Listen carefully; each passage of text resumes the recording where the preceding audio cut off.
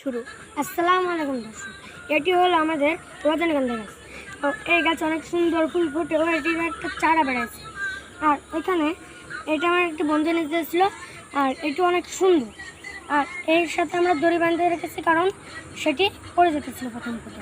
এখন সেটি পচে গেছে, এটা খুলে ফেলতে হবে। আর আমাদের বাগানে অনেক গাছ আছে। এইসব গাছ একটি বনসাই, যেমন একটি বনসাই হলো ঠিক এরকম। আরও অনেক রকমের বনসাই আছে, যেগুলো তার ভিতরে একটা আমাদের পেঁয়াজ গাছ আছে। এখানে অনেক সুন্দর ফুল ফোটে, এটি গোলাপি।